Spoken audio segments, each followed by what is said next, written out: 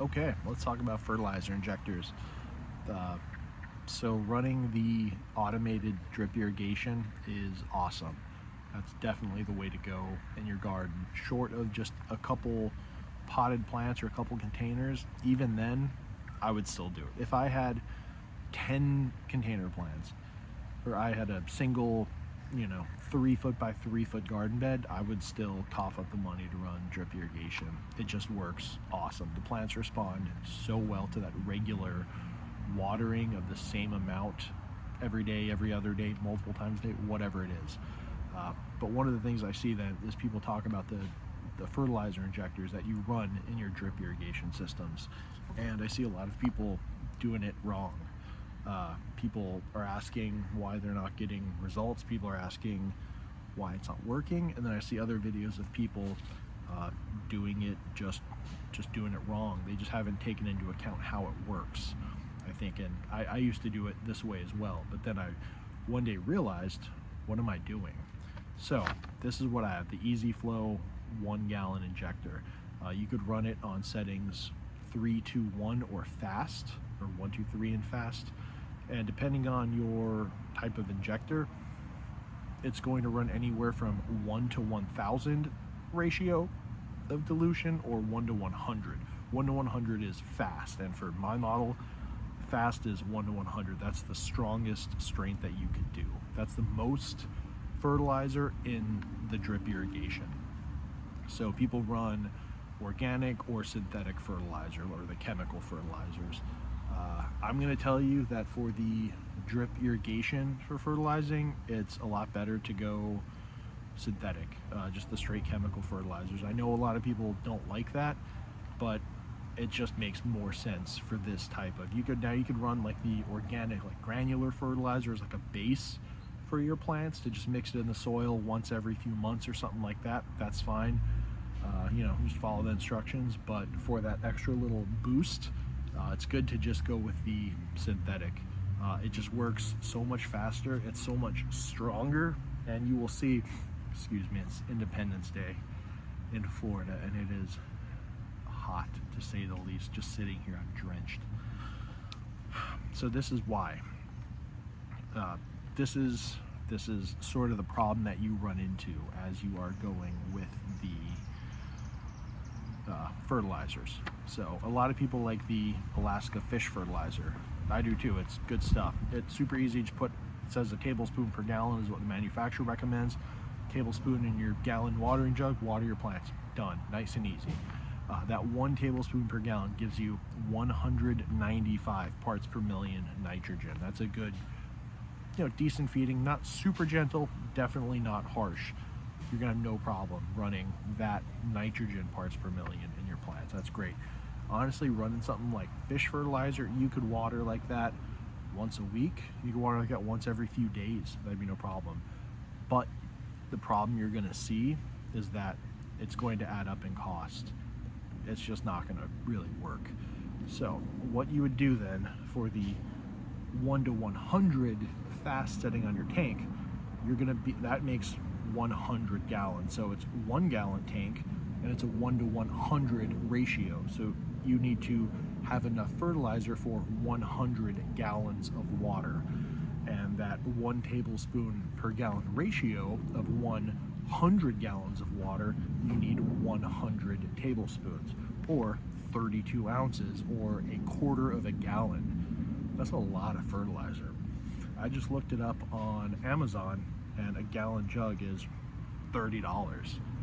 You need to use a quarter. You use $7.50 of fertilizer every time you want to fertilize, and you can do that once a week, every 3, 4, or 5 days if you were really going for it.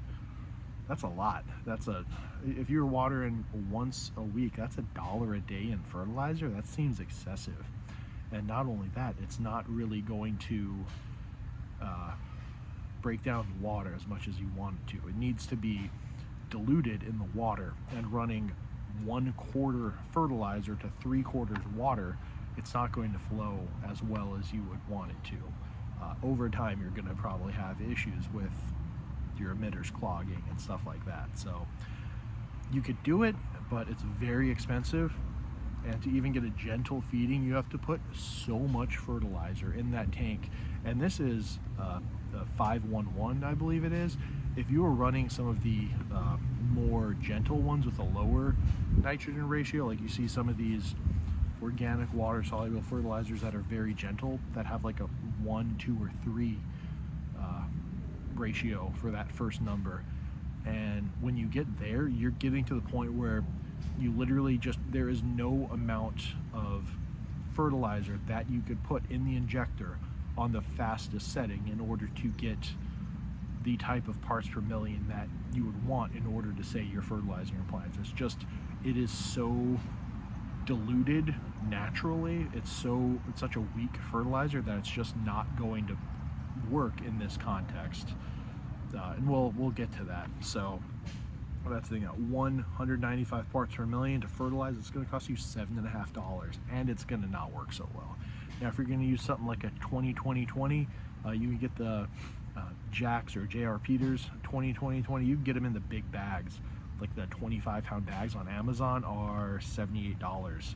I just looked up. That was just the very first thing I saw. $76, sorry, for 25 pounds, so about $3 a pound.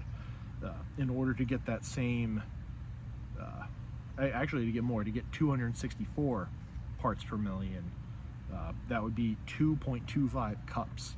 So to get an even stronger feeding, and not only way more nitrogen, which that's a good solid feeding if you have an established garden, like say like a veggie garden. Say you have a bunch of like peppers, tomatoes, eggplants in the middle of summer. Things are cranking, you're growing okra, you've got some fruit trees like bananas growing, stuff like that. You're going to want to get some nitrogen to those plants, especially if they're in containers, because it's just going to wash out. So give them some nitrogen. That 264, that's a good feeding to do every other week or so, or even once a week. Like, just keep an eye on them and just try to give them that nitrogen. That's what they need. And not only that, this also gives them the P and the K, the phosphorus and the potassium. So they don't need as much phosphorus as you might think, but they do need that potassium. So in order to get a lot more nitrogen, you only need to run 2¼ cups in your gallon tank. That's not that much. And it's the blue crystals, so they just dissolve right away. It's very easy. And that only costs you $3.40 to get way more. So if you were running this at the same, or even if you wanted to run it less, like you could run, 2/3 of that, you would be at $2 and the low $2 per fertilization, and you would have more nutrients going to your plants. And it would just physically work better. It would dissolve in the water better, and it's going to go through the emitters better. And over the course of a year, that adds up. That's $390 a year to do this every 2 weeks. With a fish fertilizer, you're going to be buying so many gallons of fish fertilizer, and your whole garden, it's actually like my whole backyard is a garden, and there's drip irrigation in all the beds. It stinks whenever I put that stuff through there. Just watering a few plants with it, it stinks. When you have a bunch of fish fertilizer in your drip irrigation that goes throughout your whole yard, your whole property smells so bad, and it's gonna eat you up. That is so much money to fertilize your plants. Now, if you're running the 25-pound bag at the 2¼ cups, that's only $178 a year. You could probably get that down to $100 a year, $120 a year to get the same amount of nitrogen to your plants. So it is half to a quarter the cost. And that's going with a relatively high nitrogen organic fertilizer, the fish fertilizer. Now, if we were talking about the AgroThrive, which is another popular one, it's like $40 a gallon, 35, 40 bucks a gallon. It's good stuff. Actually, I kind of like the way it smells, honestly. But that's like a 332 or a 322 fertilizer. So in order to run that at the same parts per million, you get that same only 195 parts per million of nitrogen, you need to run 85.3 ounces or 10.7 cups in your tank. So you're running basically, you gotta think there's only 128 ounces in a gallon.